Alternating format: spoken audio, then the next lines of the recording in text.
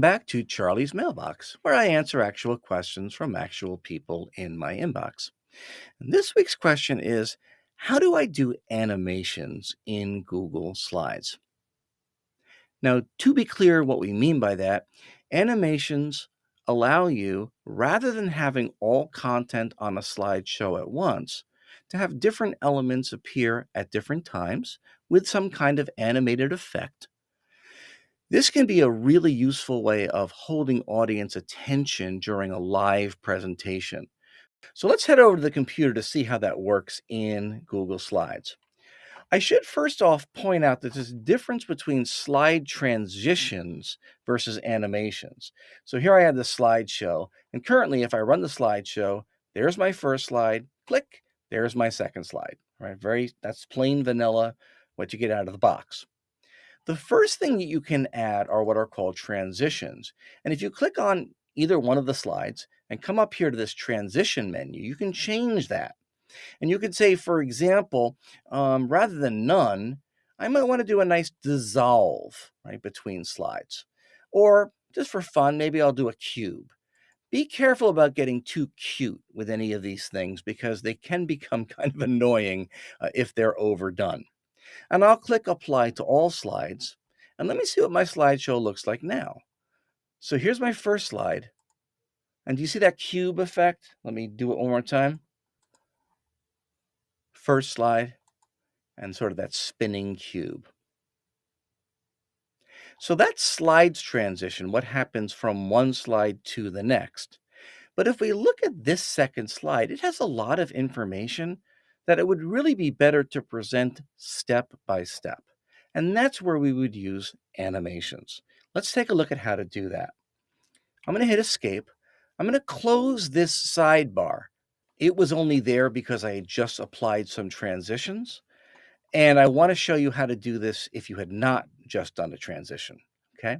So what might I want to animate on this slide? Well, I think the title is fine. I want to leave that there.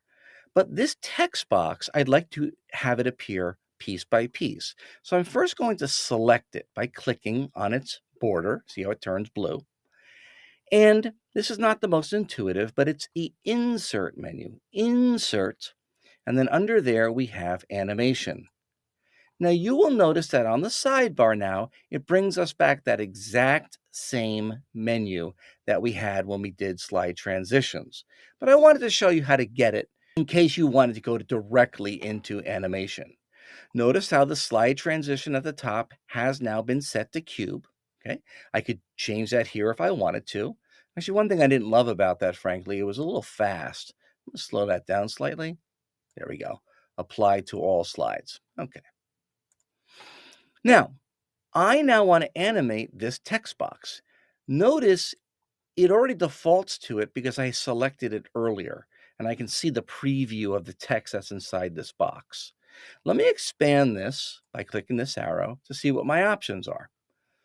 Well, the default action is just to have it appear when you click. But you can do other things like you can fly in or zoom in or that sort of thing. Do be careful about overdoing the dizzying effects. I think we've all seen PowerPoints where that's been overdone to death. But maybe we'll do something nice and subtle like a fade in. That might be nice. On click means that the next time you click, this animation will take effect. There are other options. After previous means if there were some previous animation, it would wait till after that previous animation, and then it would apply it without you having to click. And with previous, it would do it at the same time of that as that previous animation. This is a little bit more advanced. Typically, you'll do it with on click.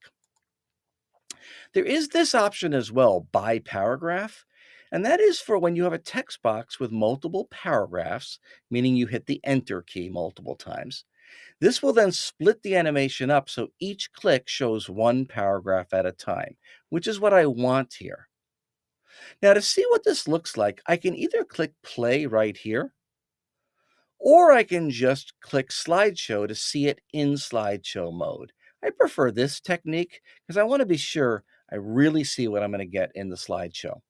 So notice I no longer see the text box. I do see this green rectangle because it's actually a separate element.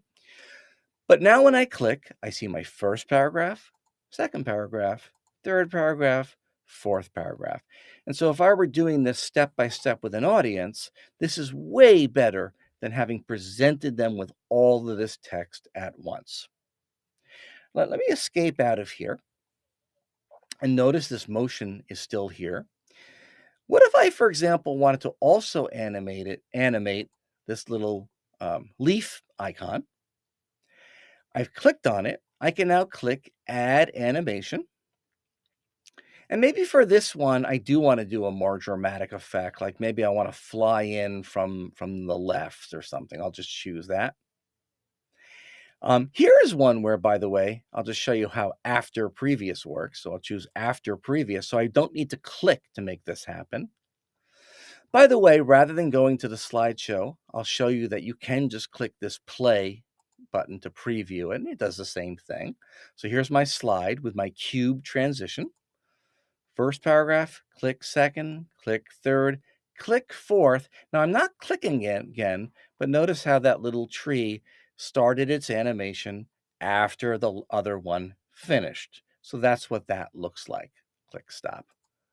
Now, you might be wondering, can I do other types of animations? For example, can I have an element follow a different path other than just going from left to right or that sort of thing? And the answer is no, at least not currently in Google Slides. The paths that you can choose are fixed. And so here they all are, from the left, the right, the top, the bottom, that sort of thing. You can also have them fly out. So when you're done with something, you can have it leave the screen. Again, be cautious about not overdoing these effects, but when used tastefully, they can really help with audience attention during a presentation. Hope that helps and keep those questions coming.